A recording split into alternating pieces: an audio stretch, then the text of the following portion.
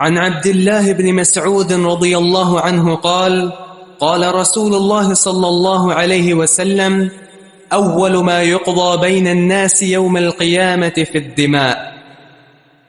جی جناب عبداللہ فرماتے ہیں کہ رسول اللہ صلی اللہ علیہ وسلم کا فرمان ہے اول ما یقضى بین الناس یوم القیامہ فی الدماء، کہ قیامت کے دن سب سے پہلے جو فیصلہ صادر کیا جائے گا وہ خون کے تعلق سے ہے۔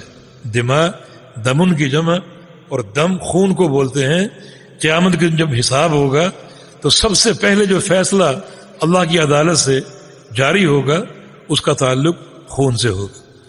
تو اس سے یہ ثابت ہوا کہ خون کی ایک حرمت اور وقعت ہے، مسلمان کے خون کی۔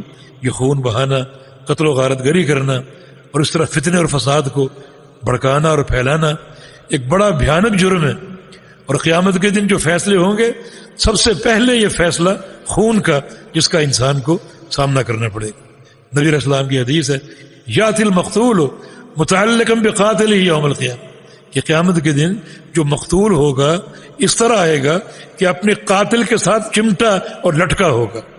ان قاتل اکیلا نہیں آئے گا بلکہ مقتول کے وزن کو اور بوجھ کو اٹھا کر لائے گا، وہ ساتھ لٹکا ہوا اس کے۔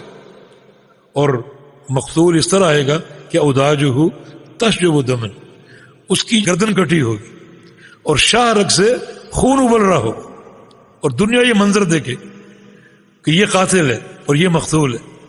اور مقتول کہے گا کہ سل یا رب فیما قتلنی، یا اللہ اس سے پوچھ اس نے مجھے کیوں قتل کیا، کیا گناہ تھا میرا، کیوں قتل کیا۔ تو اب اللہ تعالیٰ کی عدالت قائم ہوگی اور انصاف جو ہے وہ فراہم ہوگا۔ قرآن کہتا ہے کہ قاتل کے لیے ابدی اور دائمی جہنم، یہ ایک قسم کی تغلیظ ہے۔